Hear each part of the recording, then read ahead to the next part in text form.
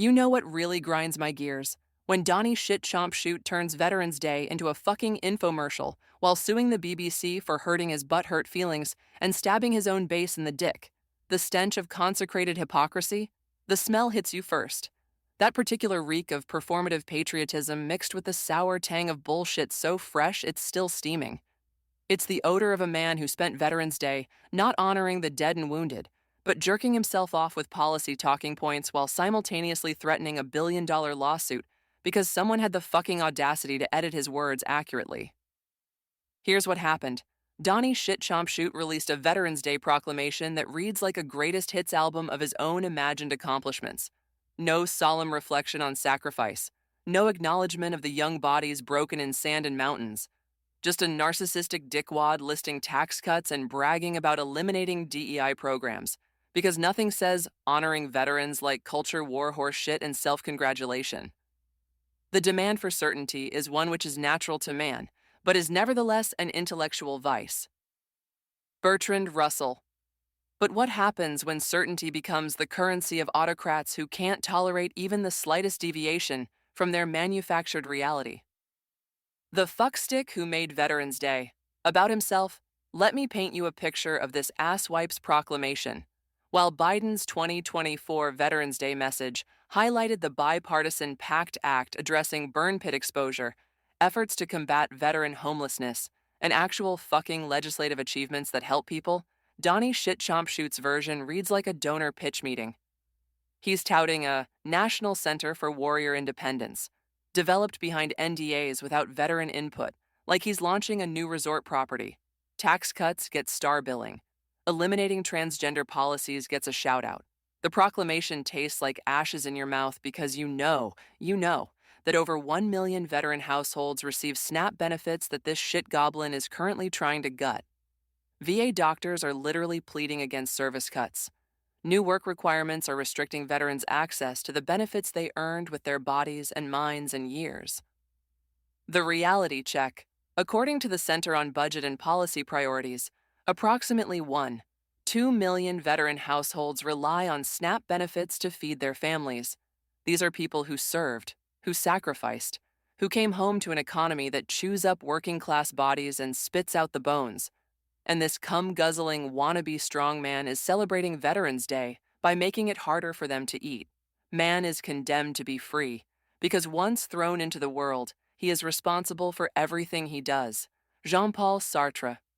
And what does it say about our collective responsibility that we allow a douche nozzle to honor veterans by starving them? The billion-dollar tantrum of a thin-skinned shitberg. Here's where my cerebral cortex starts short-circuiting from the sheer concentrated stupidity. This numbnuts is simultaneously threatening to sue the BBC for $1 billion, with a B, like some Austin Powers villain, because they accurately edited footage of his January 6th speech in a panorama documentary. The lawsuit threat is pure performance. It's the legal equivalent of a toddler screaming in the grocery store because mom won't buy him the candy shaped like his own face.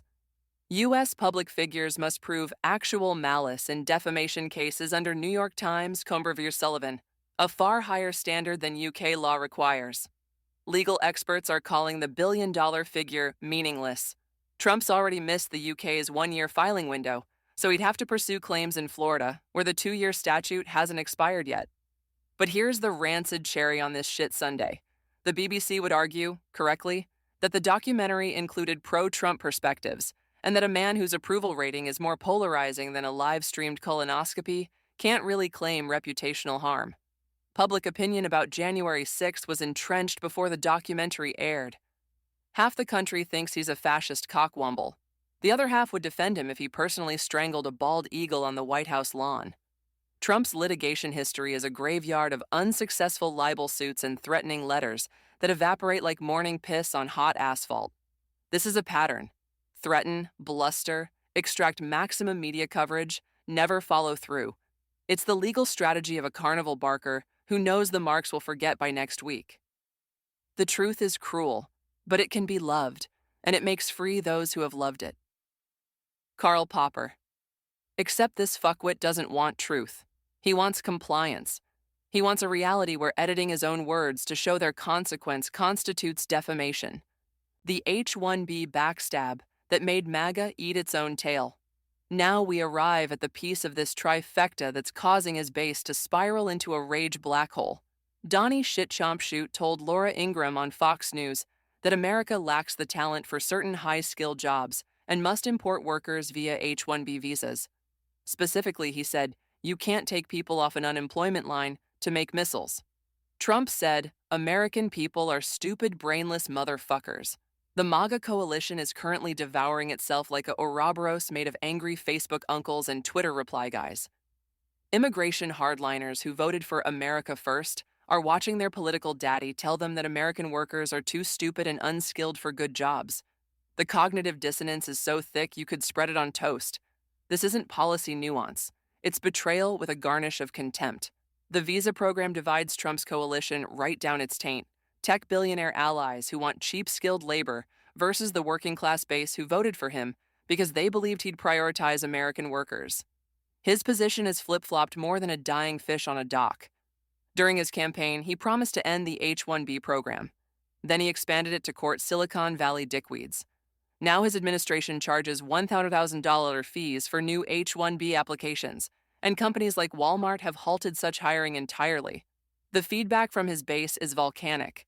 This will cost us the midterms. America First was apparently just a slogan. We have talent, we just don't have companies willing to train people. The only way to deal with an unfree world is to become so absolutely free that your very existence is an act of rebellion. Albert Camus. What does it mean when the rebellion eats its prophet? The synthesis of narcissistic collapse. The pattern crystallizes when you step back from the individual fuckeries and see the whole diseased organism. We have a man who cannot conceive of anything, not national holidays, not legal disputes, not immigration policy, as anything other than extensions of his own ego and financial interests. Not honoring veterans, not defending reputation, not economic policy. Reality, narcissistic supply maintenance disguised as governance. The Veterans Day proclamation exists to position himself as the defender of anti-woke culture warriors. The BBC lawsuit threat exists to intimidate media and extract loyalty tests from his followers. The H-1B comments exist because tech billionaires write checks and working-class voters don't. These same shit stains who claim to fear authoritarianism from the left are enabling a man who uses sacred national holidays as branding opportunities while materially harming the people being honored, threatens billion-dollar lawsuits against foreign media organizations for accurate reporting, openly tells his own voter base that they're too dumb and unskilled to deserve good jobs. Capabilities are not just abilities residing inside a person, but also the freedoms or opportunities created by a combination of personal abilities and the political, social, and economic environment.